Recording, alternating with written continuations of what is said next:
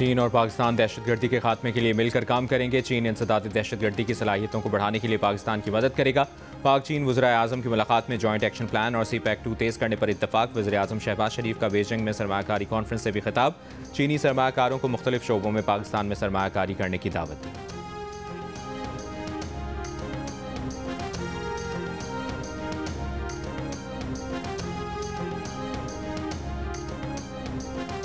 दरियाए रावी में हेड सतनाई और दरियाए सतलुज में गंडा सिंह बाला पर इंतहाई ऊंचे दर्जे का सैलाब। फ्लड फोरकास्टिंग डिवीजन के मुताबिक दरियाए चिनाब और रावी के मुल्हिका नाला पलखों पर ऊंचे दर्जे का सैलाब।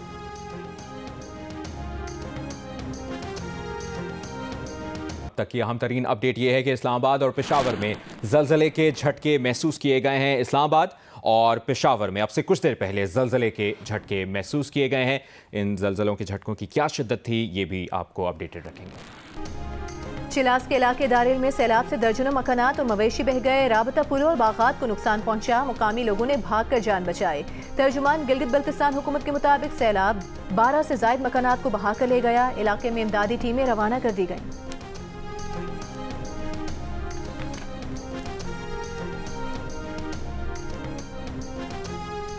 पाकिस्तान में बारिशों और सैलाब से चावल और गन्ने की फसल को शदीद नुकसान पहुंचा। अमरीकी मीडिया के मुताबिक पाकिस्तान बिजनेस फोरम का कहना है कि इब्तदाई तखमीने के मुताबिक सूबे पंजाब में हज़ारों एकड़ खड़ी फसलें बह गईं। चावल की 60% और गन्ने की 30% खड़ी फसलें सैलाब में बह गईं। कपास की पैदावार भी गुज़श्ता साल के मुकाबले में 35% कम होने का खदशा। पाकिस्तान बिजनेस फोरम के मुताबिक वस्ती पंजाब में इतनी बड़ी तबाही पहले कभी नहीं हुई। पंजाब पाकिस्तान की सालाना ग़िज़ाई अजनास की मजमूई पैदावार का 68% फराहम करता है।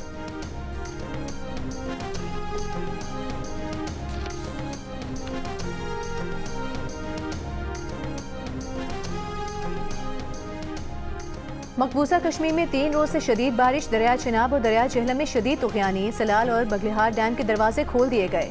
श्रीनगर में लोगों को महफूज मकाम पर मुंतकिली की हिदायत। जिला बडगाम में सैलाबी सूरत हाल, तकरीबन 10,000 अफराद महफूज मकाम पर मुंतकिल। लैंड स्लाइडिंग के सबब मकबूजा श्रीनगर जम्मू शाहराह बदस्तूर बंद। रेलवे निज़ाम मुतासिर।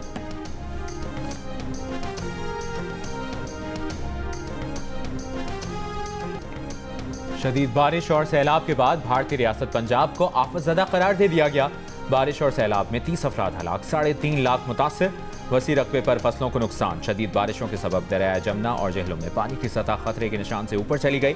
जमुना से पानी दिल्ली के नशेबी इलाकों में दाखिल। हज़ारों अफराद महफूज मकामात पर मुंतकिल। दिल्ली, उत्तर प्रदेश, उत्तराखंड, हिमाचल प्रदेश में 6 सितंबर तक बारिश जारी रहने का इम्कान।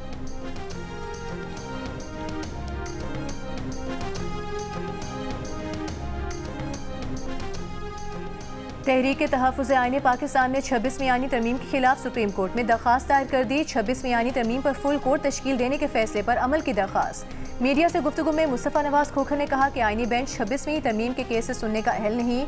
2 जजेस के खत के बाद पूरी सुप्रीम कोर्ट 26वीं तरमीम का केस सुने।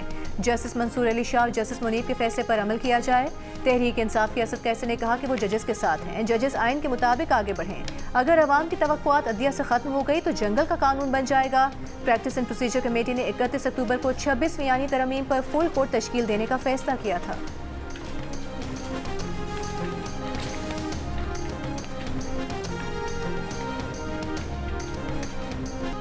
हमें तो माँ के भालो बाशे। पाकिस्तान और बांग्लादेश सियासत, सिफारतकारी, कारोबार और खेल के बाद मौसीकी की दुनिया में भी करीब आने लगे। सुरों के सुल्तान राहत फ़तेह अली खान ने बंगाली ज़बान में डुएट गाकर दिल जीत लिए। गाने तोमे अमर प्रेम प्यासा के लिए राहत फ़तेह अली खान को कायल करने वाले म्यूजिक कंपोजर काशिफ राजा भी उनकी महारत के मद्दा हो गए। कहा, राहत फ़तेह अली खान ने बंगाली लबो लहजे में गाकर कमाल दिखाया। गुलकारा रोबा आयात जहां ने बताया कि उन्होंने राहत फ़तेह अली खान को बंगाली ज़ुबान सिखाई। राहत फ़तेह अली खान ने उर्दू रस्मुल ख़त में बंगाली शायरी गाई। सुरों के सुल्तान ने ऐसे सुर लगाए कि दोनों मुल्कों के अवाम मजीद करीब आ गए। कुछ रोज़ पहले नायब वज़ीर आज़म इसहाक डार के दौरे बांग्लादेश से दोनों ममालिक के ताल्लुकात मजीद मुस्तहकम हुए थे। पाकिस्तान क्रिकेट टीम के ढाका पहुंचने पर भी सड़कों पर पाकिस्तान जिंदाबाद के नारे लगे थे।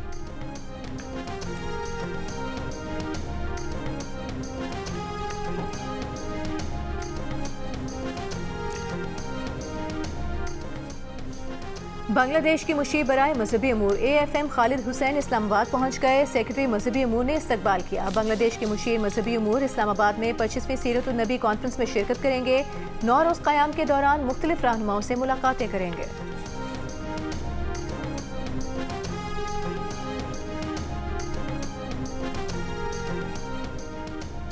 इसराइली फौज ने गजा के पूरे खानदानों की नस्ल कुशी कर दी।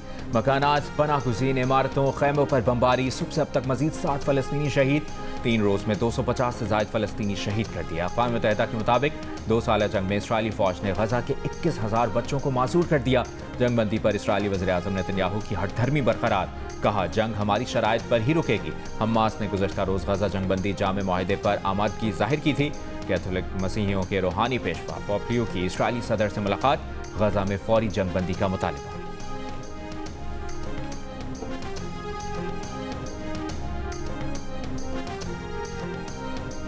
फिनलैंड के मीडिया इदारों की सदर से गजा में सहाफ़ियों को तहफ़्फ़ुज़ यकीनी बनाने की मुश्तरका अपील। सहाफ़ी, एडिटर्स, पब्लिशर्स और सिविल सोसाइटी इदारों की मुश्तरका दरख्वास्त में सदर अलेक्जेंडर स्टब से आलमी सतह पर किरदार अदा करने का मुतालबा।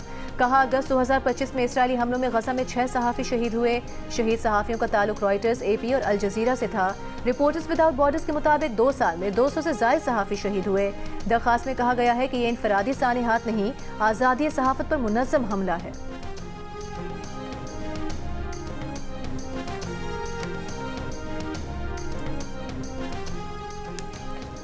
चीनी की कीमत बढ़ने से शुगर मिल्स मालिकान ने 400 अरब रुपए कमाए। शाहिद खाकान अब्बासी का दावा। कहा, आज भी 1 अरब रुपए यौमिया आवाम की जेब से शुगर मिल्स मालिकान को जा रहा है। कम अज कम 8 कमेटियां चीनी की कीमत को कंट्रोल करती हैं। चीनी की दरामदात में भी चीनी मिल्स मालिकान का खास ख्याल रखा गया। ये कौन सी हुकूमत और कौन सी सोच है?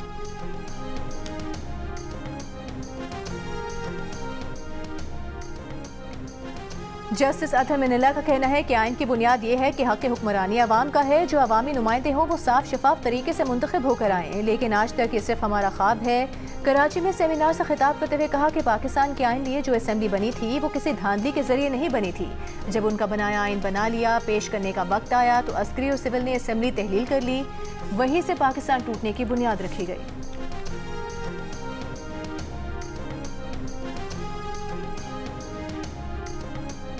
Chairman joint chiefs of staff committee general Sahir Shamshad Mirza का कतर का दौरा। कतर के नायब वज़ीर आज़म, वज़ीर मुमलिकत दिफाई उमूर और कतर की मुसल्लह अफवाज के chief of staff lieutenant general Jasim Mohammed से मुलाकातें। खित्ते की बदलती सिक्योरिटी सूरत हाल पर तबादला ख्याल किया गया। दिफाई और सिक्योरिटी शोबों में 2 तरफा ताउन पर बातचीत।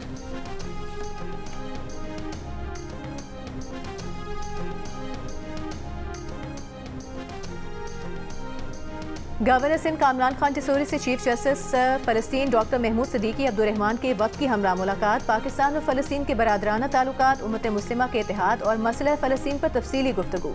गवर्नर सिंध ने कहा, पाकिस्तानी अवाम हर सतह पर फ़लस्तीन के मुसलमानों के साथ हैं।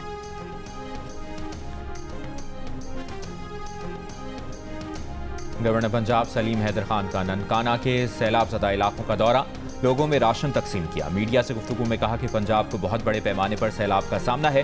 हुकूमत से सैलाब मुतासरीन के 6 माह के बिजली के बिलों और ज़रई ज़मीनों के टैक्सों को मुआफ़ करवाऊंगा। चेयरमैन पीपल्स पार्टी बिलावल भुट्टो जरदारी सैलाब ज़दा इलाकों का दौरा करेंगे।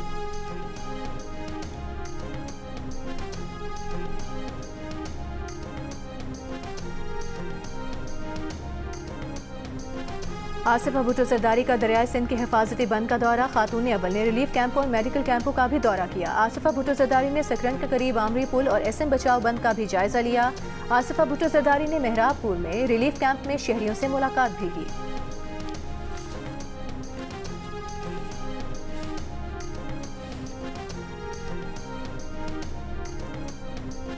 वज़ीर आला पंजाब मरियम नवाज की सैलाब की आड़ में आटे और रोटी की कीमत बढ़ाने वालों के खिलाफ एक्शन की हिदायत।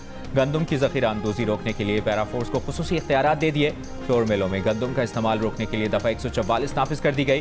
प्राइस कंट्रोल मजिस्ट्रेट को भी फौरी मुतहरिक कर दिया गया। खुसूसी इजलास में मरियम नवाज ने कहा कि रोटी की कीमत 14 रुपये और 20 किलो आटे की कीमत 1810 रुपये से नहीं बढ़नी चाहिए।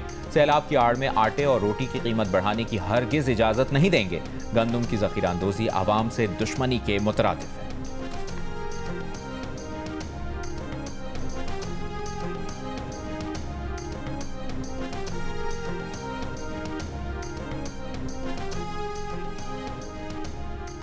अमरीकी काउंसिल जनरल का कराची में Sindh institute of advanced gastroenterology का दौरा। अस्पताल में एंडोस्कोप गैस्ट्रोप्लास्टी के जदीद तरीका इलाज का आगाज। अमरीकी काउंसिल जनरल ने कहा कि ये तरीका इलाज बॉस्टन साइंटिफिक की तैयार करदा जदीद टेक्नोलॉजी पर मबनी है। मोटापे के शिकार मरीजों के लिए इलाज की नई उम्मीद है। मोटापे, ज़ियाबतीस, दिल की बीमारियों के इलाज के लिए जदीद टेक्नोलॉजी फराहम कर रहे हैं।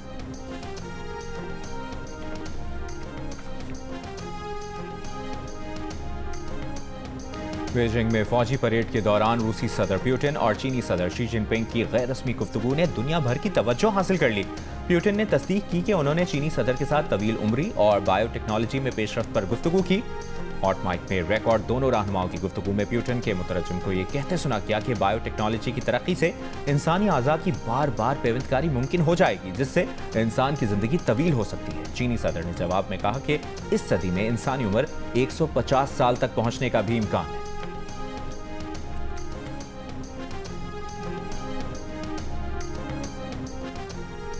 यूक्रेन में जंग रुकवाना चाहते हैं तो रूस से ईंधन की खरीदारी ना करें और चीन पर माशी दबाव बढ़ाएं। अमरीकी सदर ट्रंप का यूरोपीय ममालिक से मुतालिबा। यूरोपीय रहनुमाओं से गुफ्तगू में कहा कि रूसी तेल खरीदने पर यूरोप से मिलने वाली रकम यूक्रेन जंग में इस्तेमाल हो रही है। रूस ने एक साल में यूरोप को ईंधन की फरोख्त से 1 अरब यूरो से जायद रकम हासिल की।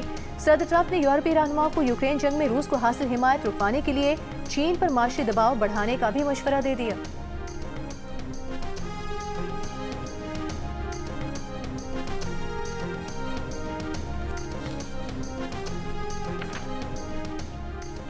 नवा साल का दूसरा मुकम्मल चांद ग्रहण 7 और 8 सितंबर की दरमियानी शब होगा। पाकिस्तान में भी देखा जा सकेगा। पाकिस्तानी वक्त के मुताबिक 7 सितंबर की रात 8:28 पर चांद को ग्रहण लगना शुरू होगा।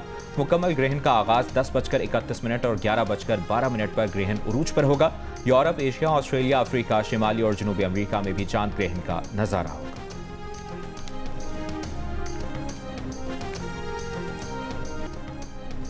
तीन मुल्की सीरीज में पाकिस्तान ने यूएई के खिलाफ टॉस जीतकर बैटिंग का फैसला किया। पाकिस्तान ने 5 विकेटों के नुकसान पर 118 रन बना लिए। साहबजादा फरहान 16, साइम अयूब 11 और सलमान अली आगा 7 रन बनाकर आउट।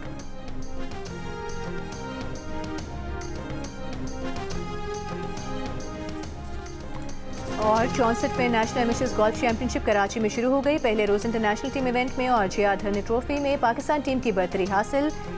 श्रीलंकन टीम दूसरे नंबर पर है।